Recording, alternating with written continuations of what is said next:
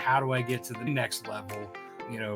Basically distribution to retailers and stuff. I've been thinking about getting into Diamond for a long time, but I've never really bit the bullet. It is my understanding that trades tend to be kind of the moneymaker in distribution at comic shops. I think that depends on the shop. So is it really the initial startup funding of this machine that is the challenge? Next up is a frequent guest on the ComixLaunch podcast. It's been a little while since we talked to him, though. Rob Multari is a comic book creator and children's book author. He works in multiple genres. He's the founder of his own self-publishing company, Lone Wolf Comics. And Rob is best known for, as we mentioned, Snowpaw and Nightwolf. We got to bring you on here because you've got an issue for us. What are you gonna? I've got issues. You've got issues, man. Look at the back of Rob's room there. He's got a lot of issues. Well, yeah, that's actually only a minimum. I have a storage unit full of them, which kind of also brings me to this as well. So basically, like what I've been thinking about and how do I get to my next level, is basically distribution to retailers and stuff. And I've been thinking about getting into Diamond for a long time, but then like I've never really bit the bullet because it's like, okay, well, the issues that I have in my storage unit are usually what I'm fulfilling Kickstarters with, taking to Comic-Cons, and they don't have the ISBN codes on them. They just kind of have my own like fake UPC codes that I put in. So I would have to reprint those to be able to put them into stores, from my understanding, from what I've looked and read about that. Plus, if I were to put them into retailers, aside from like the ones that are being put through Kickstarters, I probably would need to do new covers so that they become not just rehashes of things or reprints, if you will, of the current books. So like a lot of it's like, if I go, now that I'm kind of getting towards my last third act, if you will, because there's 12 issues in this particular story arc. It's getting close to being that comfort zone where it's like, okay, I can put out a book a month for at least, a year for the story arc, and putting it through Diamond, then that way it's a monthly book for that time period. But then like the question being, what do I do about printing enough to be able to give to Diamond? And then when I sell to Diamond, they don't give you your payment for your books right away. So that's a lot of books that I basically wouldn't have to sit on, that I would be paying for the printing cost for that. And then also, the new covers, that's also another cost. It's a matter of like, when I'm doing Kickstarters, I'm basically recouping from the art, paying for the shipping, paying for all the tchotchkes and all that stuff. And then enough to kind of like get going to like Comic-Cons and stuff. So like, there's really no additional income to kind of put towards a whole nother reprinting at, probably at 1,000 minimum, that Diamond may or may not take, and then having to sit on top of that and wait for it. It's kind of like really like where I'm concerned about, where the other side of things is, okay, well then do I, talk to somebody like, Antarctic Press, who then would handle all that, or, but then I'd have to like, talk about, whatever the rights and stuff with that is and how that works, kind of like similar to like what Tom Hutchison does with his Critter book through them. But again, my first thought is doing, figuring this out myself, if it's a viable way to do it. All right. Who has questions for Rob before we dive into anything to clarify? So are you suggesting then that you would do a Kickstarter and go through Diamond for the same issues? Well, I mean, basically it's going back and putting issues 1 through 12 into right. I see. So, yeah. So it's the ones that have already been done, and then once I'm finished with, like 9, 10, 11, and 12, those would also go into Diamond once they're done. But it's a matter of, like I said, like I would have to put a new cover for each issue and then reprint with the, the ISBN barcodes on there, for the retailers. Right. I wondered, how does trades factor into this? I mean, have you considered the option of skipping the single issues through distribution altogether and just doing your trade paperbacks? So I cannot afford to just go straight to trade. So doing the single issues is the buildup. And that's kind of like how I've been modeling with my serialization. Every 4 issues doing a collection. And it's especially with, when it cost me a 24-page book, it cost, with everything, cost me about 5,000-ish I mean, rounding to that, that's just art, and then, with Nightwolf, I letter it myself. With Snowpaw, Dave Lentz letters my book. So it's like, that's, other costs and everything. So putting a full trade out without having a Kickstarter per floppy for me is just, it's near it. It would take me probably 10 years just to save the money to do that. But is the question, why not like put the Nightwolf trade into Diamond as opposed to that's single issues? Is okay. Yeah, that is my question. I'm like, you have Nightwolf done, like volume 1 and 2. Presumably you could use some of the Kickstarter funds when you print when you do the Kickstarter for the volumes to print the distribution version of the soft cover and put that through Diamond or Simon & Schuster or whatever it is that you're able to get a deal through that. So you're saying use the funds that are left over from the trade? Is that well, just like when you print your trade, like for example, when you're printing, like obviously this is like a difficult thing to apply in retrospect, but like as you're printing like your volume, like you do, when you do this one, and when you do volume 3, right, a portion of those are printing a direct to market version that then you would send to distribution. I just wonder if, like, and again, I'm not super familiar with Diamond and distribution. I have some experience, but very little experience. But it is my understanding that trades tend to be kind of the moneymaker in distribution at comic shops. I think that depends on the shop. From my experience, especially with putting my books in the shops, I have like locally and through Kickstarters, I have my books, my issues, and my trades, my trade, the current one, in those, and the floppies seem to have gone faster. And I know that some people are still have like the trades in house. Probably price point on that as well. Like with the die cut brings that up. You know what I mean? Like that's a little harder sell in the shop. Yes, that would be great marginally for me, and for the shop if they sell it. But I think it depends on the shop too. Like if you're a trade or a graphic novel shop who sells those primarily as your bread and butter, I think that does work well for them. But I think a lot of the ones who are putting the floppies out on the shelves for the most part and have their people coming in and scanning the shelves, looking at the new issues. Again, it's different per reader. And, personally, I'm a floppy guy. So going to shops, like whenever I do go, I'm picking up floppies and I'm not even looking at the graphic novel section. But there are people who do the opposite, so I think it's dependent on the reader. So like, I would probably do both if possible, to kind of maybe answer your question. James, any questions? I'm curious if how much research you've done into the timing of Diamond versus the timing of Kickstarter and how your system would work once it got rolling. Because, you have a Kickstarter, and like Caleb said, maybe it helps fund the printing of the Diamond books. But you'd have to do it in such a way that Diamond approves it and you have it ready to ship to Diamond in a certain amount of time. Mm-hmm. And that's certainly not something that I can do because my planning is not that my thing, but that's a lot of juggling. And I'm just curious, like how you vision your system working. Put yourself a year from now, what kind of system you think you would have in place to get it rolling the way you want. Yeah, and I think that's kind of like why I'm waiting until issue 12 is ready and done. Like this is kind of like plan ahead mode for me.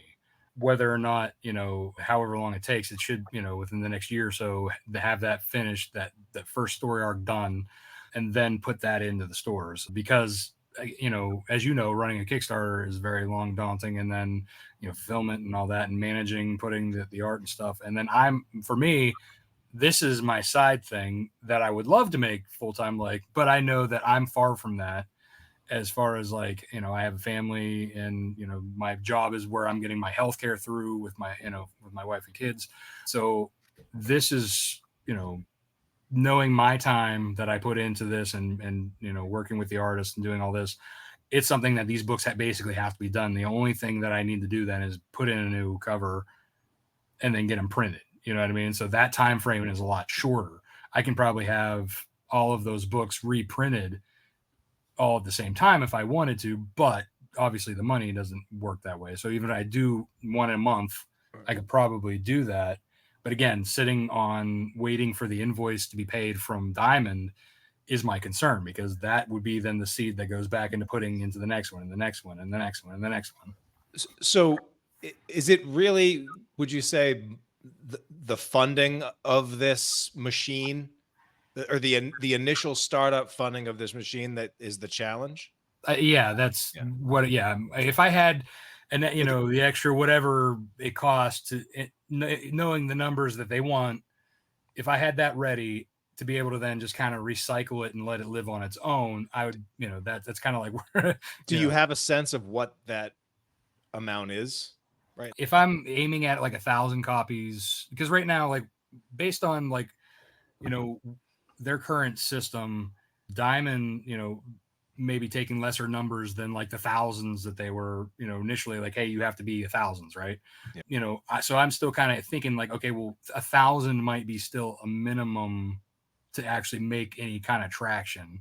So if I aim at 1,000 copies of issue 1, 2, 3, 4, 5, 6, 7, 8, 9, 10, 11, 12, you know, that's, you know, probably, you know, what, $2 a book, not including the cover, you know, so that's at least 2,000 ish that I'd be looking at per issue, right. You know. Yeah. Okay. So, but then 3 months, after 3 months, the funding would start coming back. So you probably need to be, you know, out a max $5 or $6 grand. Right. I would recommend, so, you know, and Sarah, do you have any questions or before we dive in, or do? Yeah. I think that was, sort of the main thing that I was wondering too, if that is kind of the main issue, is just sort of waiting on Diamond. Yeah. So I'm sort of in a similar position where we made the strategic shift that our series Sync was going to be Kickstarter funded for deluxe collector's editions at a more premium price point. In some cases, we'll do 2 issues at a time, but the product that will ultimately come out through the direct market is going to be a different product. We're sort of in this weird age where comics on Kickstarter are not $5, $4 books. They're just not. That's not what is sold there. That's not what can be sold there. That's not what the market there even is interested in. It's interested in premium stuff, and it doesn't make sense to flipping low volume $4 books for anywhere. So but it's still in the direct market. You know, you're not going to really be able to charge more than $5, $4.99 or whatever for a book in the direct market. So design a book that fits to that.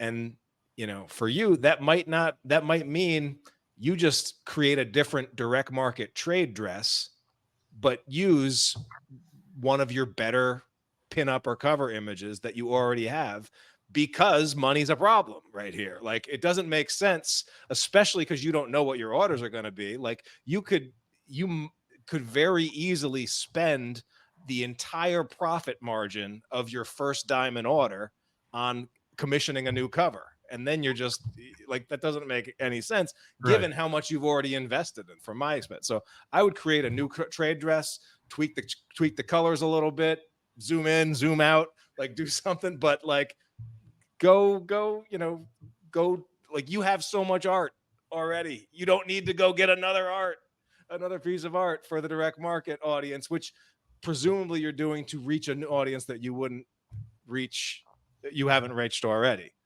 They haven't seen it, but you've already market tested your most popular covers. You've gone to 1 million conventions. Like, why not take advantage of that market research that you've already done, and just like, hey, we're playing the hits here in a direct market, but maybe we do it as a self cover that's, you know, on a slightly, you know, a thinner paper stock that makes sense at a $4.99 price point, and you're going to print overseas, and you're going to try to get it. Like, I mean, I recently did just checks on pricing, and it looks like, you know, about $1.50 an issue is actually, you know, unless you're going above like 2,000 copies printed, you're probably not getting better than that, but Right. it might be less than $2. So that's just, some thoughts in my head. James, anything that come to mind with you? I know you've had some experience. You had some experience going through the publisher route, but I don't know if you want to speak to that at all. As Rob had mentioned, considering, well, do I do it myself or do I try to go through? It's possible that, finding a publisher who you could piggyback. I don't know much about that, how that would work, but it might be worth looking into for sure, especially since they probably have more connections and they have some money. And it sounds like, money's part of your concern. But I keep going back to Tyler's pumpkin thing again, but it's slightly different now, is that it's more your ideas that maybe you have to kill the lesser ones. And going back to Caleb's idea with the trades, I know you want to get your issues out, but maybe you test the waters with the trades in Diamond first. And maybe you kind of look at your system that I asked about earlier too. Like, I think Tony mentioned in the comments over here, collectors want floppies and readers want trades. So maybe you start to hone in on Kickstarter. Like, we're talking long term. That's where you have those beautiful variants and the beautiful collectors things. And then Diamonds, where you just kind of try to mass produce as much and get them to readers. And then, obviously at the end of the book, you've cycled them back to Kickstarter, right? And I'm not trying to shoot holes in your dream or whatever. Like, I don't mean to be that guy, but testing the water might be something that you want to try first. And maybe that's just a single issue without thinking about all 12. I can't remember the company. I'm assuming, I don't remember hearing news about it. So maybe it floundered, but wasn't there a company out there doing one issue and then the trade? I think Scout had like a branding name for that. Yeah, they had a couple branding names that they tried out. So I'm not sure if that would work exactly, but I think since you're at the planning stage, maybe kind of map out. I think Tyler, years ago, it was the minimal viable product when I started learning about Kickstarter as a whole. That might be something to kind of reevaluate and play with, just to see if the numbers are different than what you're thinking with the whole 12 issues monthly. Sarah, any thoughts? I haven't tried to do a lot of distribution beyond Kickstarter yet. It is funny what James is saying, because that was kind of one of the first things that I thought of in the beginning of this conversation is there a way to kind of ease into it without having to commit, I guess, to a plan for the whole 12 issues yet? I feel like that's probably what I would want to do if I were in that position. So I guess that's kind of the thing that occurred to me first, is there a way to kind of test it, see how it goes? And I haven't worked with Diamond too much personally, but I feel like if I were in that position, that's probably the route that I would want to go. And sorry, I'm having all these random brainstorms in my brain, so I apologize but like, I know you're trying to get into comic shops and do a monthly thing, but there's other options too, like, and I don't know if this is viable either, so I apologize, but like a free comic book day comic. I mean, granted, you have to print like 30,000 to get in stores, but I wonder if that's, now that I think about it, it's free and costly. So that's exactly the opposite of what you want. But I'm wondering if there's different avenues. I mean, even like the big publishers have been very, I don't know if you went to a shop this year, but there was not a lot of free comics. Yeah, that's true. That's true. I was just trying to think outside the box and see if there's a way to do something new and original, as opposed to a reprint, or reprint something in a different way, but besides just the cover. I don't know. I'm losing track now that I realized how bad of an idea that was. But yeah, I mean, I think one thing just to keep in mind, and I think this might be part of the reason why Rob would love, or like in an ideal world, like do the monthly release schedule, is I know you're an old school comics guy, so the idea of going to the comic shop to buy your own book once a month would be really cool. But there is also something to be said about, much like you can build an audience on Kickstarter through serializing on launching, you can do that through serializing in the comic book shop. And if you just do the trade, I can tell you what's going to happen. You're going to get anywhere between 70 and 250 orders once, and then maybe, and that's it. And that's probably the end of it. And because it's not a book that there's going to be new stuff coming out and people finding it and discovering it and everything, that the orders are going to dry up, and that's going to be it. Like, that's kind of what happened with books that we've put out. If there's no series to go with it, your orders are going to be relatively low, because retailers like Tony are going to be less likely to take a chance on a $30 trade or a $25 trade than a $4.99 book that costs them, $2 to stock one.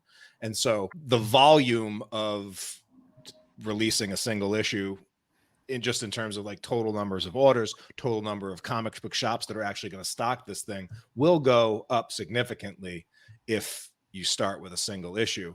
The challenge often is if issue 1 starts at 1,000, by issue 4 you might be down to 300 copies. Right. Yeah, exactly. Getting through that sophomore slump. Yeah, is the challenge. Sometimes it rebounds and picks up after that. But so those are some things to consider. Caleb, any last thoughts for Rob? Yeah, I mean, a couple of things. I mean, I will say that my experience going through Diamond is through a publisher, and I definitely don't want to get on a soapbox. I have a lot of thoughts about that whole process that are not positive. However, on the positive side, I will say that 100% I found new people through that Diamond distribution. There are definitely people that I know for a fact who found my stuff and then converted to Kickstarter. Whether they were Kickstarter backers or not, I don't know before that, but like people who found me through that distribution. So I would say, from my point of view, I totally applaud you. And I'm going to be watching very carefully, because if you do this, I'm going to copy what you do. And I'm not brave enough to be the one to be the guinea pig on it in terms of distributing independently. But if you could, because to me, the benefit was I got in stores and more people got to see me. And the downside was literally everything else about working with a publisher. And so now that's my own individual experience. And I worked with one publisher, so I don't want to besmear anybody else or anything else. But that said, I'm as I'm listening, I'm like, maybe the thing to do is to do the one issue and just put one issue out and see how it goes. Because I think if you go into it with the idea that I'm going to put out 12 issues in 12 months, you basically have to invest in more issues ahead of time without knowing how it's going to do. And I think that's sort of a double-edged sword, right? Because on one hand, if it does really well, you're not ready with issue 2. But on the other hand, if it does really poorly and you've already printed 1,000 copies of issue 2 and you couldn't sell enough of issue 1, then you're kind of left holding the bag and you're like in a worse position than you were before. So I wonder if the solution is do your issue 1, get your best piece of art, do a new edition of issue 1 and just try to do it through Diamond and see how it goes. I mean, it's a risk no matter what, right? It's a financial risk no matter how you square it. Right. But like, I mean, I think that might be the thing, because then maybe after that you can go back, you can invest in doing the rest of the issues. But yeah, because I didn't think about it the way Tyler said it. Like, if you do the trade, maybe it's like a splash in the pan and then nobody cares and then you don't get more sales. But testing the waters with one issue might be a good idea. Yeah. And just one thing to add, just in terms of like the funding and the financing thing. If I go back to the very beginning of Comics Tribe entry into the direct market, I was sort of in the similar boat as you, Rob, where I did not necessarily have, I've got $6,000 just kicking around with a whole with specifically for this project. But it really was that first Kickstarter for a different project that, the money hit my bank account. And even though it was more or less over time, it was going to, be all paid out and go for that project. The money was sitting there in the bank account. So I was able to take that and float because just of the timing and things like that. I was able to float a first Diamond print run and then come back 2 months later for the next issue. And the Diamond checks cleared fast enough that as long as I wasn't losing money putting it through Diamond, pairing up the Kickstarter with Diamond and understand that money is fungible and you can move things around from one project to another, as long as the budgets are sound on each of them and make sense, like that could be something that you could do. So potentially like, all right, well, how can I time a Kickstarter for so that even if like, just so that I have money, a pool of money that I can do, knowing that distributing through Diamond is not just throwing money away. It's actually, the money will come back. There's just a little bit of a time pool on it. So that would be something that I would think about. Like, is there a launch, or is there like, you know, $2,000 might actually be all you need if you went bi-monthly. So, you know, could you do a, you know, super secret grab bag collector's print set, something other that raised a couple $1,000 with your audience? Probably. Yeah, I'm sure. Yeah. I mean, that was something, another thing I was thinking about. I was like, all right, well, how do I do a Kickstarter that won't cost a lot of extra, that I could put like the funds towards that, like I do with cons?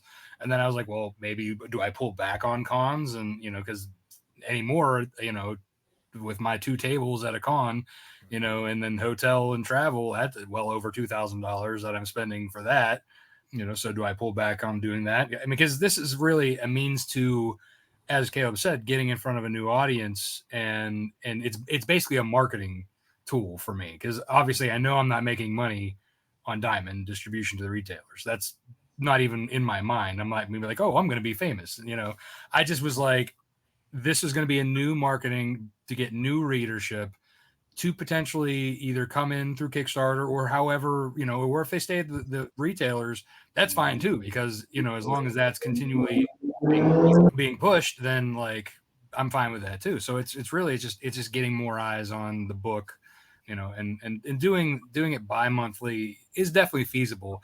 I just don't want to do the whole Joe Mad thing where like I put Battle Chasers out and you never see it for another 10 years. Yeah, totally understand. Well, all right, Rob, any final thoughts before we move on to our next hot seat? Yeah, no, I think the you know, instead of doing maybe a new cover, like doing the greatest hits, like you said, and kind of changing it might be a more feasible way to kind of cut that cost a little bit and just, you know, focus on getting the books printed and out. If you'd like to meet once a month with a group of serious, like-minded creators to talk about your projects and creative business for mutual support and accountability, go to ComixLaunch.com/mastermind and get on the interest list.